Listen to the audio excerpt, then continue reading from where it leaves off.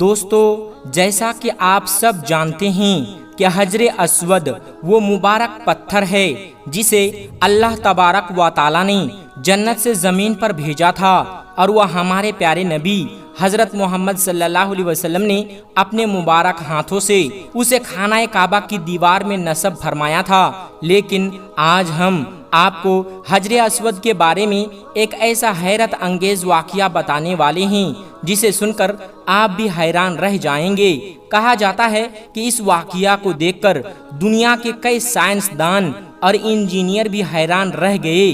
اس لیے آج کی یہ ویڈیو بہت خاص ہے، اسے آخر تک ضرور دیکھیں۔ اور اگر آپ بھی حجر اسود کو جنت کا مبارک پتھر مانتے ہیں تو اس ویڈیو کو دل سے لائک کریں اور اپنے دوستوں کے ساتھ ضرور شیئر کریں تاکہ یہ بات زیادہ سے زیادہ لوگوں تک پہنچ سکے۔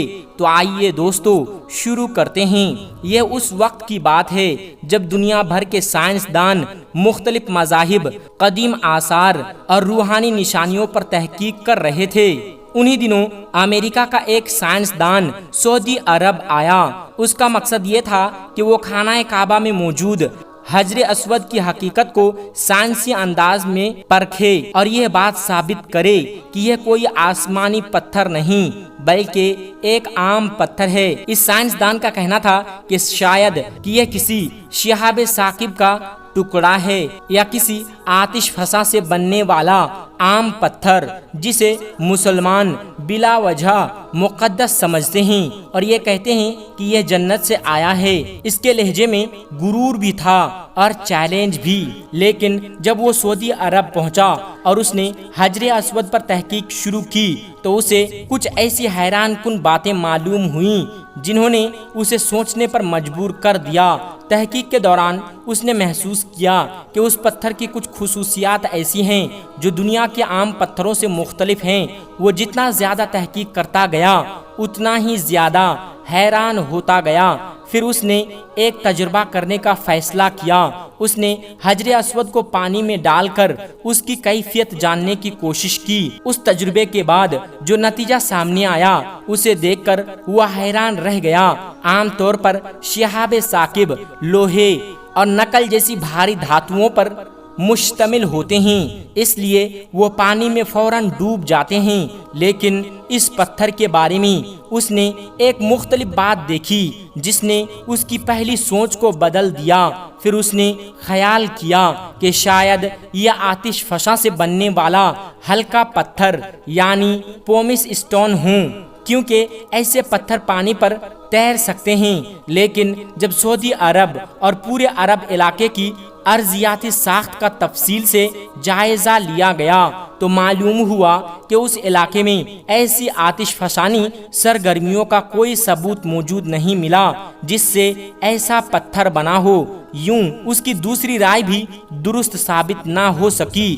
پھر اس نے ایک اور امکان پیش کیا۔ اس کا کہنا تھا کہ شاید یہ کسی شہاب ثاقب کے زمین سے ٹکرانے کے بعد بننے والا پتھر ہوں۔ اسی خیال کے تحت ایک قدیم گڑھے پر تحقیق کی گئی جہاں کچھ ہلکے پتھر پائے گئے تھے۔ لیکن جب اس گڑھے کی عمر معلوم کی گئی تو ایک حیران کن حقیقت سامنے آئی۔ جب اس گڑھے کی عمر معلوم کی گئی تو پتہ چلا کہ یہ تقریباً سن 1704 میں وجود میں آیا تھا، جبکہ خانہ کعبہ حضرت ابراہیم علیہ السلام کے زمانے میں یعنی تقریباً 4000 سال پہلے تعمیر ہو چکا تھا، اور اسی وقت حجر اسود بھی اپنی جگہ نصب کیا جا چکا تھا۔ یہ بات سامنے آنے کے بعد اس سائنسدان کی یہ رائے بھی غلط ثابت ہوئی کہ حجر اسود کا تعلق اس گڑھے یا کسی شہاب ثاقب کے ٹکرانے سے ہیں۔ دوستو، جیسے جیسے تحقیق آگے بڑھتی گئی حجر اسود کا راز مزید گہرا ہوتا گیا، لیکن کسی کے پاس اس کی حقیقت کے بارے میں کوئی حتمی جواب نہیں تھا۔ کچھ سائنسدانوں اور محققین نے یہ رائے دی کہ شاید یہ پتھر زمین کا نہیں بلکہ کسی اور جہان یا کسی ایسی حقیقت سے تعلق رکھتا ہے جسے انسان ابھی تک پوری طرح نہیں سمجھ سکا۔ ان کا کہنا تھا کہ اب تک دنیا میں ایسا کوئی دوسرا پتھر نہیں ملا جس کی بناوٹ اور خصوصیات حجر اسود جیسی ہوں۔ پھر سن 2021 میں سعودی عرب کی طرف سے حجر اسود کی انتہائی اعلیٰ معیار کی تصویر جاری کی گئی۔ ان تصاویر کی ریزولیشن تقریباً 49,000 میگا پکسل تھی اور انہیں تیار کرنے میں تقریباً 50 گھنٹے لگے۔ جب یہ تصاویر دنیا کے سامنے آئیں تو بہت سے لوگ حیران رہ گئے، کیونکہ ان میں پہلی بار حجر اسود کی باریک تفصیلیاں واضح نظر آ رہی تھی۔ ان تصاویر سے معلوم ہوا کہ حجر اسود مکمل طور پر سیاہ نہیں، بلکہ اس کے اندر سفید اور ہلکے رنگ کے باریک ذرات بھی موجود ہیں جو عام آنکھ سے نظر نہیں آتے۔ یہ تصاویر دیکھنے کے بعد بہت سے لوگوں کو دلچسپی اس پتھر کے بارے میں مزید بڑھ گئی اور اس پر مزید تحقیق ہونے لگی۔ اسی دوران اس امریکی سائنسدان نے بھی یہ بات تسلیم کی کہ وہ جس مقصد سے آیا تھا اس کے مطابق کوئی واضح ثبوت اسے نہیں ملا۔ وہ خاموش ہو گیا اور گہری سوچ میں ڈوب گیا۔ اس نے کہا کہ اس کائنات میں بہت سی ایسی حقیقتیں ہیں جنہیں انسان کی موجودگی، عقل اور سائنس بھی پوری طرح نہیں سمجھ سکی۔ بعد میں اس نے اسلام کے بارے میں مزید جاننے کی کوشش کی، قرآن کا مطالعہ کیا اور اسلامی تعلیمات کو سمجھنے کی کوشش کی۔ اسی تحقیق اور غور و فکر کے بعد اس کے دل میں اسلام کے لیے رغبت پیدا ہوئی اور اس نے اپنی خوشی سے اسلام قبول کر لیا۔ دوستو، اسلام ہمیں یہ تعلیم دیتا ہے کہ حجر اسود اللہ تبارک و تعالیٰ کی ایک مبارک نشانی ہے اور اس کی فضیلت احادیث مبارکہ سے ثابت ہیں۔ اسی لیے مسلمان اس کا احترام کرتے ہیں، لیکن عبادت صرف اللہ تبارک و تعالیٰ کی کرتے ہیں۔ دوستو، اسلامی روایت کے مطابق حجر اسود کوئی عام پتھر نہیں بلکہ جنت کی ایک مبارک نشانی ہے۔ احادیث میں آتا ہے کہ یہ پتھر جنت سے اتارا گیا تھا۔ روایت کے مطابق جب یہ پتھر جنت سے زمین پر آیا تھا تو اس کا رنگ دودھ سے بھی زیادہ سفید تھا، لیکن وقت کے ساتھ انسانوں کے گناہوں کی وجہ سے اس کا رنگ سیاہ ہو گیا تھا۔ ہزاروں سال بعد جب اللہ تبارک و تعالیٰ نے حضرت ابراہیم علیہ السلام اور حضرت اسماعیل علیہ السلام کو خانہ کعبہ دوبارہ تعمیر کرنے کا حکم دیا تو دونوں نے اللہ کے حکم کے مطابق خانہ کعبہ کی تعمیر شروع کی۔ جب دیوار تقریباً مکمل ہو گئی تو ایک خاص جگہ پر ایک مبارک پتھر رکھنے کی ضرورت پیش آئی۔ اسی وقت حضرت جبرائیل علیہ السلام حجر اسود لے کر آئے اور حضرت ابراہیم علیہ السلام نے اسے خانہ کعبہ کی دیوار میں نصب فرمایا۔ وقت گزرتا گیا اور یہ مبارک پتھر ہمیشہ اہل ایمان کے لیے عزت اور محبت کی نشانی بنا رہا۔ بعد میں ایک زمانہ ایسا بھی آیا جب ایک باغی گروہ نے مکہ مکرمہ پر حملہ کیا اور حجر اسود کو اپنی جگہ سے نکال کر اپنے ساتھ لے گیا۔ اس واقعے سے مسلمانوں کو بہت دکھ پہنچا۔ تقریباً 20 سال بعد اللہ کے فضل سے حجر اسود دوبارہ مکہ مکرمہ واپس لایا گیا۔ اس دوران اس کے کچھ حصے الگ ہو چکے تھے، اسی لیے آج یہ کئی چھوٹے ٹکڑوں کی شکل میں موجود ہیں جنہیں چاندی کے ایک مضبوط فریم میں جوڑ کر خانہ کعبہ کی دیوار میں نصب کیا گیا ہے۔ یہ واقعہ ہمیں بتاتا ہے کہ مسلمانوں نے ہر دور میں حجر اسود کی حفاظت اور احترام کو بہت اہمیت دی ہے۔ دوستو، اللہ کے پیارے نبی حضرت محمد صلی اللہ علیہ وسلم کی زندگی میں بھی حجر اسود کو بہت اہم مقام حاصل کیا تھا۔ جب نبوت سے پہلے خانہ کعبہ کی مرمت کی جا رہی تھی تو مختلف قبیلوں کے درمیان یہ اختلاف پیدا ہو گیا کہ حجر اسود کو اس کی جگہ پر رکھنے کی سعادت کس کو ملے گی۔ معاملہ اتنا بڑھ گیا کہ جھگڑے کا خطرہ پیدا ہو گیا۔ اسی وقت لوگوں نے فیصلہ کیا کہ جو شخص سب سے پہلے مسجد حرام میں داخل ہوگا وہی اس معاملے کا فیصلہ کرے گا۔ اللہ کی شان کہ سب سے پہلے ہمارے پیارے نبی حضرت محمد صلی اللہ علیہ وسلم وہاں تشریف لائے۔ آپ صلی اللہ علیہ وسلم نے بڑی حکمت سے ایک چادر منگوائی، حجر اسود کو اس چادر کے درمیان رکھا، پھر ہر قبیلے کے ایک سردار کو چادر کا ایک کنارہ پکڑنے کے لیے فرمایا۔ سب نے مل کر چادر اٹھائی اور جب حجر اسود اپنی جگہ کے قریب پہنچ گیا تو رسول اکرم حضرت محمد صلی اللہ علیہ وسلم نے اپنے مبارک ہاتھوں سے اسے خانہ کعبہ کی دیوار میں نصب فرما دیا۔ اس طرح تمام قبائل خوش ہو گئے اور ایک بڑا جھگڑا ختم ہو گیا۔ آج بھی جب لاکھوں مسلمان عمرہ یا حج کرنے کے لیے مکہ مکرمہ جاتے ہیں تو اس کی خواہش ہوتی ہے کہ اگر موقع ملے تو حجر اسود کا استلام کریں یا اسے بوسہ دیں۔ اگر بھیڑ زیادہ ہو تو دور سے ہاتھ کے اشارے سے استلام کرنا بھی سنت ہے، کیونکہ اسلام میں کسی کو تکلیف دینا جائز نہیں۔ مسلمان حجر اسود کی عبادت نہیں کرتے بلکہ صرف اللہ تبارک و تعالیٰ کی عبادت کرتے ہیں۔ حجر اسود صرف ایک مبارک نشانی ہے جس سے محبت رسول اکرم صلی اللہ علیہ وسلم کی سنت کی وجہ سے کی جاتی ہے۔ دوستو، آج کے دور میں خانہ کعبہ اور حجر اسود کی حفاظت کے لیے سعودی حکام جدید انتظامات کرتے ہیں تاکہ لاکھوں زائرین محفوظ طریقے سے حج اور عمرہ ادا کر سکیں۔ حج کے موسم میں مسجد حرام میں بڑی تعداد میں سیکورٹی اہلکار اور انتظامی عملہ موجود رہتا ہے تاکہ زائرین کو کسی قسم کی پریشانی نہ ہو۔ حجر اسود کے قریب خاص انتظامات کیے جاتے ہیں تاکہ لوگ اپنی باری کے مطابق استلام کر سکیں اور کسی کو دھکا یا تکلیف نہ پہنچے۔ دوستو، حجر اسود صرف ایک پتھر نہیں بلکہ مسلمانوں کے لیے ایک مبارک نشانی ہے۔ اس سے محبت اس لیے کی جاتی ہے کیونکہ ہمارے پیارے نبی صلی اللہ علیہ وسلم نے اس کا استلام فرمایا اور اس کی عزت کی۔ اسلام ہمیں یہ تعلیم دیتا ہے کہ عبادت صرف اللہ تبارک و تعالیٰ کی ہے اور تمام عزت و عظمت بھی اسی کے لیے ہے۔ حجر اسود کا احترام نبی کریم صلی اللہ علیہ وسلم کی سنت کی پیروی میں کیا جاتا ہے، نہ کہ اس کی عبادت کے طور پر۔ ہمیں چاہیے کہ جب بھی اللہ تبارک و تعالیٰ ہمیں حج یا عمرہ کی سعادت عطا کرے تو وہاں کے آداب کا خیال رکھیں، دوسروں کو تکلیف نہ دیں اور اللہ تعالیٰ سے اخلاص کے ساتھ دعا کریں۔ اللہ تعالیٰ ہم سب کو بار بار اپنے گھر کی حاضری نصیب فرمائیں، حجر اسود کا ادب و احترام کرنے کی توفیق عطا فرمائیں اور ہمارے گناہوں کو معاف فرمائیں۔ آمین یا رب العالمین۔ دوستو، جیسا کہ آپ سب جانتے ہیں کہ 30 دسمبر 2006 کو امریکہ نے صدام حسین کو پھانسی دی تھی۔ اس دن سے آج تک صدام حسین کا مزار ہمیشہ بحث کا موضوع بنا رہا ہے۔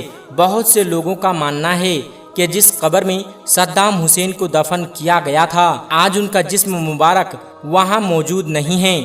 بعض لوگ کہتے ہیں کہ ان کی لاش کو کئی سال پہلے وہاں سے نکال لیا گیا تھا۔ آج کی اس ویڈیو میں ہم اسی موضوع پر بات کریں گے۔ آخر یہ دعویٰ کیوں کیا جاتا ہے؟ صدام حسین کی قبر کب اور کس نے کھولی؟ اور کچھ لوگوں کے مطابق جب قبر کھولی گئی تو وہاں ایسا کیا منظر دیکھا گیا جس نے سب کو حیران کر دیا؟ انہی دعووں اور روایات کے بارے میں آج ہم تفصیل سے بات کریں گے، اس لیے دوستو آج کی یہ ویڈیو آخر تک ضرور دیکھیں۔ اور اگر آپ اللہ تبارک و تعالیٰ کی قدرت پر یقین رکھتے ہیں اور اس پر بھروسہ کرتے ہیں تو آپ اس ویڈیو کو دل سے ایک لائک ضرور کر دیجئے، ساتھ ہی ساتھ اسے اپنے دوستوں کے ساتھ بھی شیئر کریں تاکہ زیادہ سے زیادہ لوگ اس معلومات سے واقف ہو سکیں۔ تو چلیے دوستو بغیر کسی دیر کے ویڈیو کا آغاز کرتے ہیں۔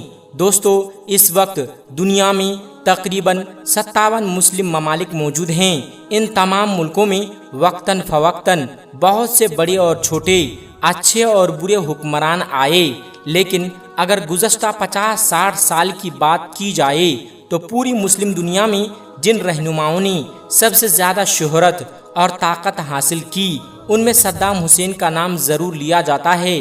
یہ وہی صدام حسین تھے جنہوں نے ایک طویل عرصے تک عراق پر حکومت کی۔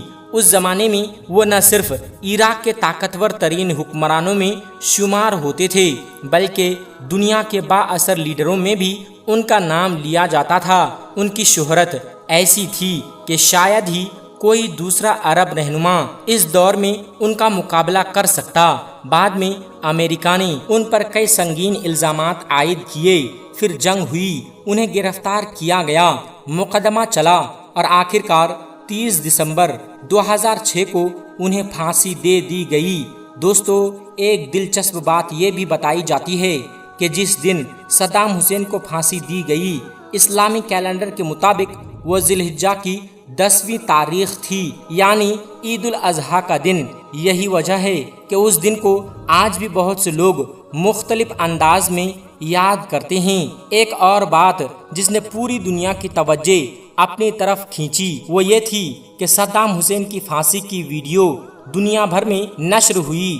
کروڑوں لوگوں نے ٹی وی اور موبائل پر وہ مناظر دیکھے اور یہ واقعہ تاریخ کی سب سے زیادہ دیکھے جانے والی واقعات میں شمار ہو گیا۔ روایات کے مطابق جب صدام حسین کو جیل میں رکھا گیا تو ان کی حفاظت کے لیے 12 خصوصی کمانڈر تعینات کیے گئے تھے۔ یہ سب اپنے اپنے شعبے کے ماہر فوجی تھے، لیکن بعد میں انہی میں سے بعض افراد نے یہ دعویٰ کیا کہ یہ وقت گزرنے کے ساتھ ان کے دل میں صدام حسین کے لیے احترام پیدا ہو گیا تھا۔ انہی محافظوں میں سے ایک شخص نے بعد میں ایک کتاب بھی لکھی جس میں اس نے اپنے تجربات بیان کیے۔ اس کتاب میں اس نے دعویٰ کیا کہ صدام حسین کی شخصیت کے کئی ایسے پہلو تھے جن سے دنیا واقف نہیں تھی۔ اسی کتاب کے مطابق جب صدام حسین کو اس ٹیم کے حوالے کیا جا رہا تھا جو انہیں پھانسی دینے والی تھی تو بعض محافظ جذباتی ہو گئے تھے، ان کی آنکھوں میں آنسو آ گئے۔ کتاب میں ایک اور جگہ بھی یہ لکھا ہوا ہے کہ صدام حسین نے اپنے آخری دنوں میں نہایت نرم مزاجی اور صبر کا مظاہرہ کیا۔ مصنف کے مطابق ان کا رویہ ایسا تھا کہ دیکھنے والوں کو یقین کرنا مشکل ہو جاتا تھا کہ یہی شخص کبھی ایک سخت مزاج حکمران بھی رہا ہوگا۔ دوستو، اسی کتاب میں یہ بھی بیان کیا جاتا ہے کہ صدام حسین کو میٹھی چیزیں بہت زیادہ پسند تھی۔ کھانے پینے کے معاملے میں بھی وہ مختلف قسم کے ذائقے آزمانا پسند کرتے تھے۔ کہا جاتا ہے کہ اپنی زندگی کے آخری دنوں تک انہوں نے اپنے روز مرہ کی عادتوں کو زیادہ تبدیل نہیں کیا تھا۔ ان کے ساتھ آخری وقت گزارنے والے بعض امریکی فوجیوں کے مطابق جب انہیں پھانسی گھاٹ کی طرف لے جایا جا رہا تھا تو انہوں نے ایک خاص درخواست کی۔ انہوں نے کہا کہ انہیں پہننے کے لیے ایک کوٹ دیا جائے۔ پہلے تو لوگوں نے اس بات پر زیادہ توجہ نہیں دی، لیکن جب انہوں نے یہی درخواست دوبارہ کی تو آخر انہیں ایک کوٹ دے دیا گیا۔ جب ان سے پوچھا گیا کہ وہ آخری وقت میں کوٹ کیوں مانگ رہے ہیں تو روایات کے مطابق انہوں نے جواب دیا کہ آج موسم بہت سرد ہے، مجھے ڈر ہے کہ اگر سردی کی وجہ سے میرا جسم کانپنے لگے تو میری قوم یہ نہ سمجھے کہ میں موت کے ڈر سے کانپ رہا ہوں۔ میں چاہتا ہوں کہ میرے لوگ مجھے آخری لمحے تک مضبوط اور پرسکون دیکھیں۔ دوستو، ان محافظوں کے مطابق صدام حسین اپنے آخری لمحات میں حیرت انگیز طور پر پرسکون تھے۔ صبح اٹھنے کے بعد انہوں نے اپنی پسند کا ناشتہ کیا، پھر وضو کیا اور فجر کی نماز ادا کی۔ اس کے بعد وہ اپنے بستر پر بیٹھ گئے اور خاموشی سے اپنے آخری وقت کا انتظار کرنے لگے۔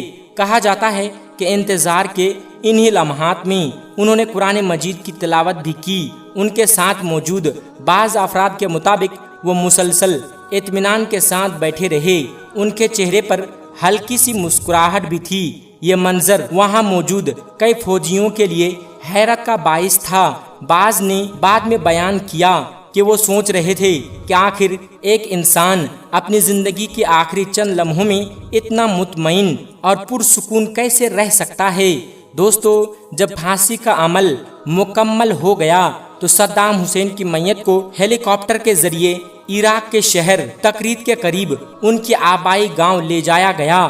وہاں ان کی تدفین کی گئی اور بعد میں ان کی قبر پر ایک مقبرہ بھی تیار کیا گیا۔ کہا جاتا ہے کہ اس کے بعد ہر سال بہت سے لوگ ان کی برسی یا سالگرہ کے موقع پر وہاں جمع ہوتے رہے۔ ان میں بوڑھے بھی ہوتے تھے، نوجوان بھی اور بعض اوقات اسکول کے بچے بھی اپنے اساتذہ کے ساتھ وہاں آتے تھے۔ لیکن دوستو، صدام حسین کا مقبرہ شروع ہی سے مختلف قسم کی خبروں اور بحثوں کا مرکز بنا رہا۔ کچھ لوگوں کا کہنا تھا کہ ان کی قبر آج بھی ویسی ہی موجود ہے، جبکہ کچھ لوگوں کا دعویٰ تھا کہ بعد میں وہاں بہت کچھ بدل دیا گیا۔ سن 2015 میں جب عراق کے مختلف علاقوں میں شدید لڑائیاں ہوئی اور کئی تاریخی مقامات کو نقصان پہنچا تو اس دوران یہ خبریں بھی سامنے آئیں کہ صدام حسین کے مقبرے کو بھی نقصان پہنچا ہے۔ اس کے بعد جب مختلف قسم کی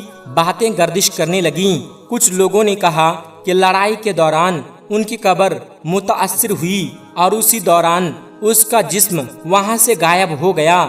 کچھ لوگوں نے اس کی دوسری وجوہات بیان کی، جبکہ کچھ کا کہنا تھا کہ ان کی میت کو کسی محفوظ مقام پر منتقل کر دیا گیا تھا۔ ایک اور مشہور دعویٰ یہ ہے کہ شاید ان کی بیٹی جو اردن میں رہتی تھی کسی وقت خفیہ طور پر عراق آئیں، جسد خاکی کو کسی دوسری جگہ منتقل کر دیا۔ تاہم اس دعوے کی آزاد ذرائع سے تصدیق نہیں ہوئی اور مختلف رپورٹس میں اس بارے میں الگ الگ باتیں لکھی گئی ہیں۔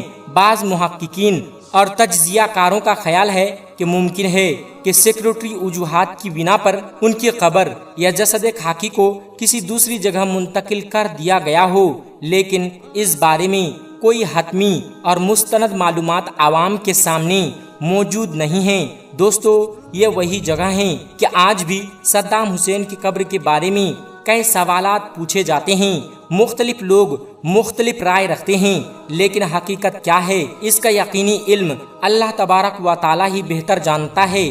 اسی دوران ایک اور روایت بھی بہت مشہور ہوئی جس میں یہ دعویٰ کیا گیا کہ کئی سال بعد جب صدام حسین کی قبر کھولی گئی تو اندر ایک غیر معمولی منظر دیکھا گیا۔ اس روایت کے مطابق قبر کے اندر کی حالت دیکھ کر وہاں موجود لوگ حیران رہ گئے۔ تاہم اس دعوے کی بھی کسی معتبر اور آزاد ذریعے سے تصدیق نہیں ہوئی، اسی لیے اسے ایک روایات یا دعوے کے طور پر بیان کیا جاتا ہے، نہ کہ ثابت شدہ حقیقت کے طور پر۔ دوستو، آخر اس روایات میں کیا بیان کیا جاتا ہے؟ لوگ اس واقعے کے بارے میں کیا کہتے ہیں اور اس کے بعد کیا ہوا؟ انشاءاللہ دوستو، جیسا کہ ہم نے بتایا، صدام حسین کی قبر کے بارے میں کئی برسوں سے مختلف قسم کی باتیں اور دعوے گردش کرتے رہے ہیں۔